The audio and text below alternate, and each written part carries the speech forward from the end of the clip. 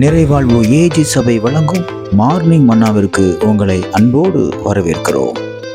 கர்த்தருடைய பரிசுத்த நாமம் மகிமைப்படுவதாக. இந்த நாளிலே உங்களை சந்திப்பதிலே மிகுந்த சந்தோஷம். எனக்கு அன்பான தேவனுடைய பிள்ளைகளே, இந்த நாளிலே ஒரு காரியத்தை நாம் முன்பாக வைத்து கடந்து செல்ல விரும்புகிறோம். எப்படிப்பட்ட ஒரு காரியம் தெரியுமா?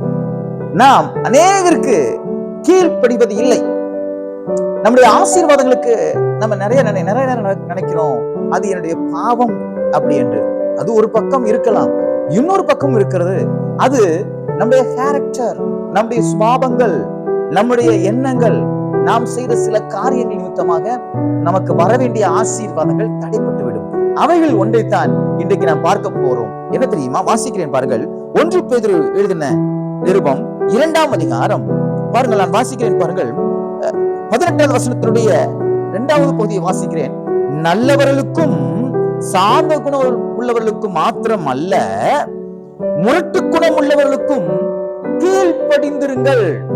இன்றைக்கு கீழ்ப்படிய வேண்டும் என்கிற ஒரு சுபாவத்தை நாம் இன்றைக்கு வளர்த்துக் கொள்ள போகிறோம். நீங்க உங்க அம்மா அப்பாவுக்கு கீழ்ப்படுறீங்களா?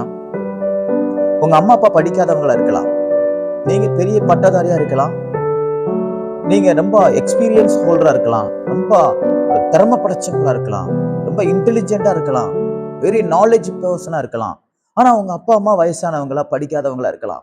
நீங்க உங்க அம்மா அப்பாவுக்கு கீழ்ப்படுறீங்களா? ஏன் அதை சொல்றேன்னா, நீங்க படிச்சுதான் நாலேஜ் உங்களுக்கு வந்திருக்கு. அவங்களுக்கு பிராக்டிக்கலா அனுபவமா அநேக ஞானங்கள் அவங்களுக்கு உண்டு.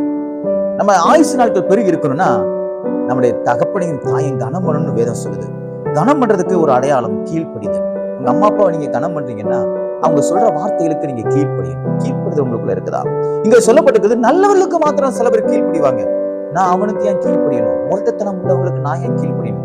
அவனே ஒரு பெரிய அயோக்கியன், என் புருஷன் ரொம்ப குடிகாரன், என் மனைவி பாவம் செய்யறவன், அவ சரியில்லை, என் பையன் சரியில்லாதவன், என் பொண்ணு சரியில்லாதவன், அவளுக்கு நான் ஏன் கீழ்ப்படியணும்? எங்க அப்பா சரி கிடையாது, எங்க அப்பா குடிப்பாரு, எங்க அப்பாவுக்கு எல்லா கட்ட பழக்கமும் இருக்குது, அதனால நான் ஏன் அவருக்கு கீழ்ப்படியணும்? எங்க அம்மாவுக்கு நான் ஏன் கீழ்ப்படியணும் அப்படின்னு கூட நீங்க கீழ்ப்படிதலுக்கு ஒரு ரேங்க் வச்சு, ஒரு லெவல் வச்சு நீங்க கீழ்ப்படியலாம். ஆனா வேதம் சொல்லுகிறது, நல்லவர்களுக்கு மாத்திரமல்ல, முரட்டு குணம் உள்ளவர்களுக்கும் நீங்கள் கீழ்ப்படிந்திருக்க வேண்டும் என்று. ஏன் தெரியுமா? அது தேவனுடைய பிரமாணம். என்னவென்றால், நீங்க கீழ்ப்படியும் பொழுது அந்த முரட்டு குணம் உள்ளவர்களும் தானாக மனம் மாறுவதற்கு வாய்ப்புகள் ஏற்படும். உண்மை ஒன்று சொல்லட்டுமா? ஒரு சண்டே ஸ்கூல் சின்ன பிள்ளை சண்டே ஸ்கூல்ல சொல்லப்பட்டிருக்கிற வசனத்தை அவங்க படிச்சுட்டு வீட்டுல இருந்தாங்களா. அவங்க அப்பா பயங்கரமான குடிக்காரனா, குடிச்சிட்டு வந்து அவங்க அப்பா அம்மாவை போட்டு அடிப்பாரு அவங்க அப்பா. உடனே இந்த சண்டே ஸ்கூல் டீச்சர் சொன்னா அந்த பிள்ளை சொன்னிச்சா, அவங்க அப்பா குடிச்சிட்டு சண்டை போடும் போது நீ ஒரு ஓரமா உட்காந்து ஜெபம் பண்ணு அப்படின்னு சொல்லி கொடுத்தாங்களாம். இந்த பாப்பாவை என்ன பண்ணிச்சான், அந்த மிஸ் சொல்லி கொடுத்த அந்த காரியத்தெல்லாம் கேட்டு அவங்க அப்பா குடிச்சிட்டு வந்து சண்டை போடும் போது ஓடியே போய் ரூமுக்குள்ள உட்காந்து ஒரு பக்கமா உட்காந்து அழுது ஜெபம் பண்ணிச்சான். என்ன நடந்தது தெரியுமா? எங்க அப்பா படிச்சுட்டு அவர் அந்த அறைக்குள்ள வரும்பொழுது பிள்ளை கண்ணீரோடு ஜெபிக்கிறத பாக்குறாரு, முழங்கால் போட்டு.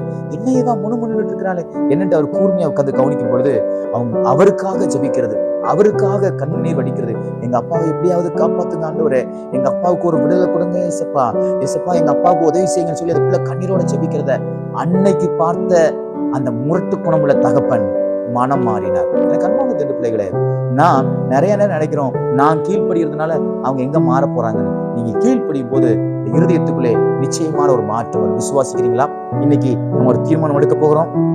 படிச்சவங்க, ஏழை, பணக்காரன், பதவியில் இருக்கிறவன் அப்படிலாம் நம்ம பார்க்காம, கீழ்ப்படிதல் என்பது என்னுடைய சுபாவமாக மாறட்டும்.